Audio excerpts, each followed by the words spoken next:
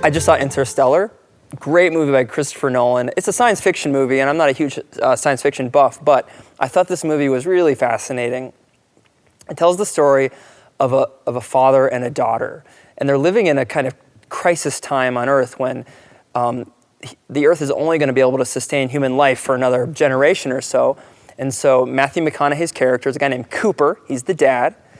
He's asked by NASA, which has been operating underground, to go off on this mission, an interstellar mission, to find a place that's suitable for human life. His daughter, Murphy, he calls her Murph, she's named after Murphy's Law. So much of the story revolves around her and the way she's struggling with her dad being seemingly so far away from her. It seems like he abandoned her.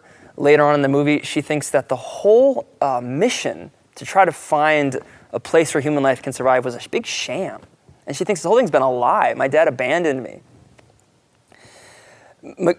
Cooper, Matthew McConaughey's character, through all these amazing twists and turns that I think Christopher Nolan is he's so adept at. Remember Inception, the movie, and the way he could really play with space and time and perception, cool stuff.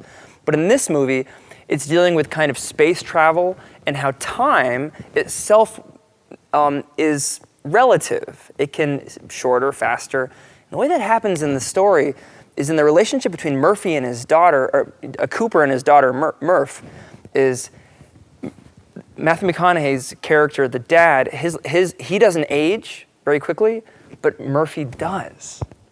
I mean, imagine that.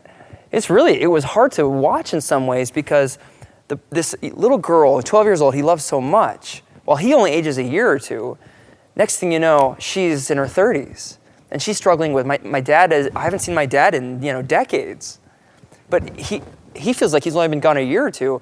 And then fast forward to the end of the movie, spoiler alert, she's at her deathbed. She's dying as an old woman, and he comes and he sees her from her perspective for the first time in decades and decades and decades.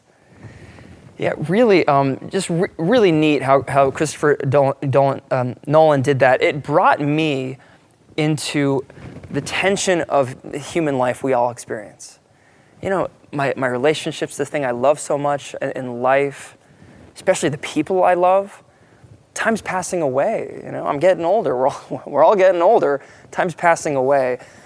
The answer that Christopher Nolan gives in the movie is love alone transcends space and time and the pain and suffering that comes along with it. Of course, the Christian Catholic belief is that God is love and that God is a loving Father who, even as our lives change and go through great ups and great downs, and we long for a place where we can survive, a place where we can live, a place where we can live beyond the fears and the terrors that grip our lives so often, that there's a Father who's unchanging.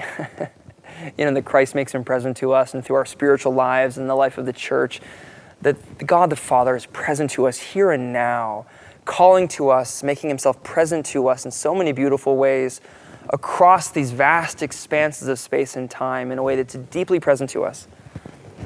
St. Augustine said that God is more present to us than we are to ourselves. God created everything. He's not off on some planet. He's present to us because he's so other than his creation. He can be more present to me in his love and his care for me now. There's this great scene in Interstellar where Cooper, the dad, has sort of transcended space and time in this like wormhole. He's thrown himself into this black hole, and he can see his daughter's life in all of the different stages, and he can even speak to her and send her little signals through Morse code. Now she's 12, now she's in her 30s, now he's meeting her when she's very old. It's a sci-fi version, I think, of what is the heart of the Catholic Christian thing. We have a Father who loves us, and across the difficulties that time presents to us, that Father is reaching out to us and making himself present to us precisely through his love. That and that alone solves the riddle of time.